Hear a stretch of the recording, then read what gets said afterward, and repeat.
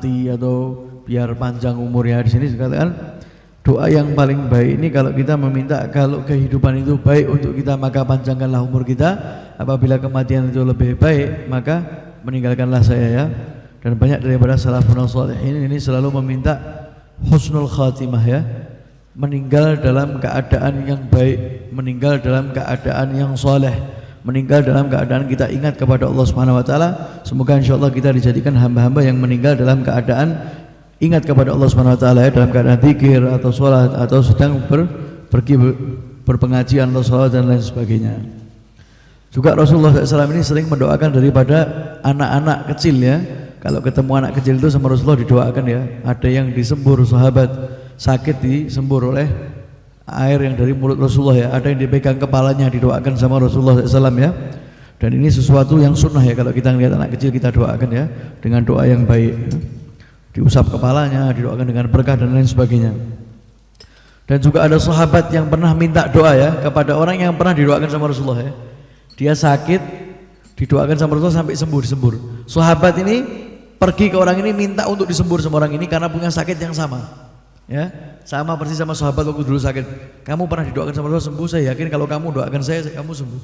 Karena sakitnya sama ya. Jadi sahabat itu seperti itu ya. Dan juga disebutkan tadi tentang sholawat ya kepada Rasulullah SAW ya. Ada di sholawat yang disebutkan sholat dengan al saja ya, dengan keluarga Rasulullah SAW. Tapi ada sholawat yang disebutkan wa abdika wa rasulika ya.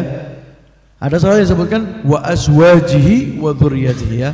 Karena sholawat kepada Rasulullah SAW ini ada sholawat kepada Ali Muhammad keluarga Rasulullah dan juga sholawat kepada sahabat. Al asl fi sholawat, aslinya sholawat itu kepada al-al ya, sebelum kepada sahabat ya.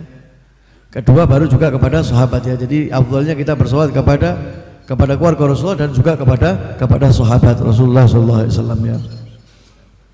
Dan juga sholawat dengan menyebutkan nama seseorang boleh apa enggak ya? Rasulullah pernah bersolawat dengan Al Abi Aufa ya. Boleh enggak? Boleh. Kita pernah bersolawat Allahumma sholli ala sayyidina Muhammadin wa ala al fulan, boleh ya. Tidak ada larangan, diperbolehkan ya. Karena Rasulullah juga tadi menyebutkan sholat ala al Abi Aufa. Tapi dikatakan oleh ulama kita harus bersolawat dengan Rasulullah dulu baru kepada orangnya ya. Jadi Allahumma sholli ala sayyidina Muhammadin wa ala al fulan, namanya sahabat gitu. Boleh.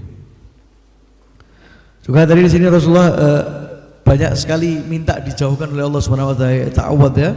Dengan apa? Dengan adzabul qabr ya. Dengan fitnah dajjal, siksaan kubur ya.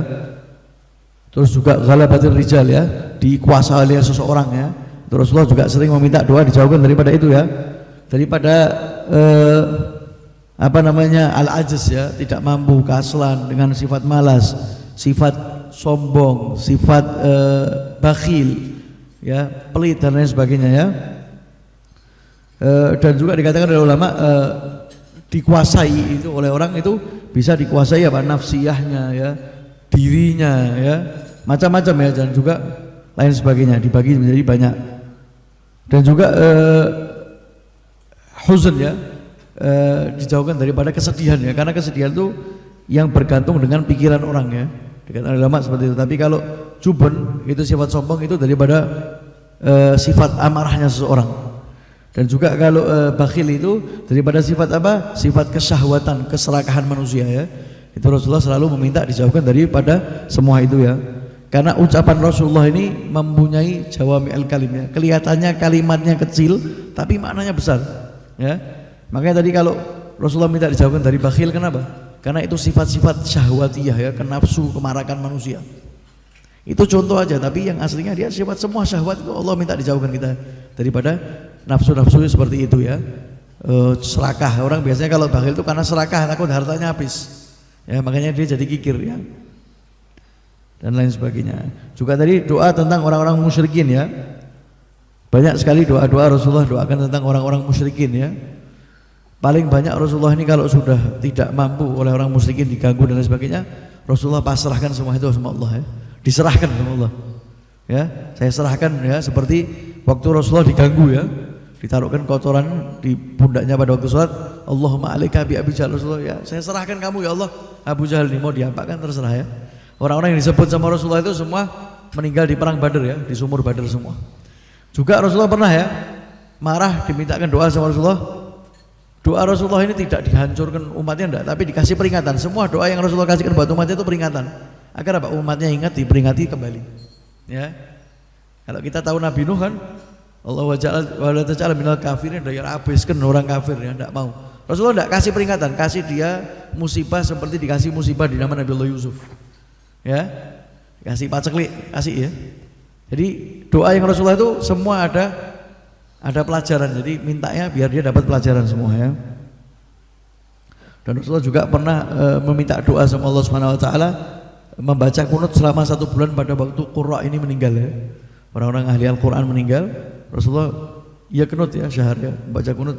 Itu juga boleh kita lakukan kalau kita sedang kena musibah orang-orang muslimin ya. Kita minta diangkat musibah kita dengan membaca kunut ya, namanya kunut nazilah ya. Kalau turun ada balak dan bencana, kita minta sama Allah untuk dijauhkan daripada itu boleh, bahkan disunahkan ya, karena Rasulullah SAW melakukan itu. Jadi juga tadi tentang at-ta'min ya, mengucapkan amin ya. Setiap kita berdoa ini kita diminta untuk mengucapkan amin. Karena apa? Kalau amin kita ini bareng dengan malaikat, maka kita akan mendapatkan ampunan daripada Allah Subhanahu wa taala daripada dosa-dosa kita yang telah lampau ya.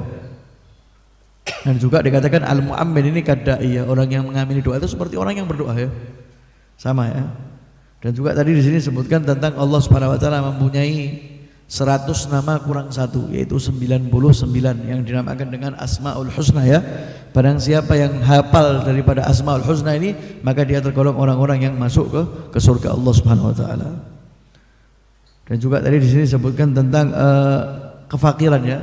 Sungguhnya Rasulullah SAW ini pada waktu datang harta yang banyak, Rasulullah mengatakan kepada saya, sungguhnya saya tidak takut ya kepada sahabat saya ini atau umat saya ini kefakiran ya. Karena apa? Karena insya Allah umat Islam tidak ada yang fakir ya. Kalau ada yang fakir, yang kaya memberikan hartanya kepada yang fakir, insya Allah semua tercukupi ya. Tapi takutnya apa? Berbondong-bondong untuk lari ke dunia ya. Sesuatu yang berlebihan itu yang Rasulullah takuti ya. Dibukakan dunia, orang Islam jadi punya semuanya, akhirnya satu sama lain saling bermegah-megahan. Itu yang ditakuti Rasulullah, bukan kemiskinannya ya. Jadi seperti itu.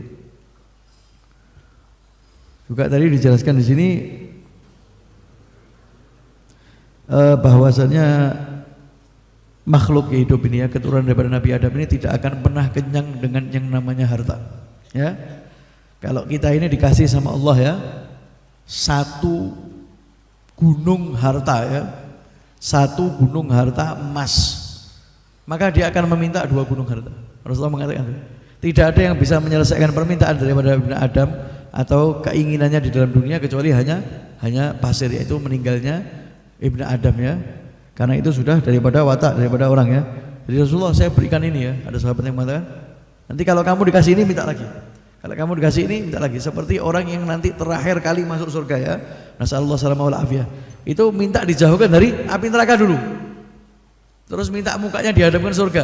Habis itu minta dekat ke surga sampai masuk ke dalam surga.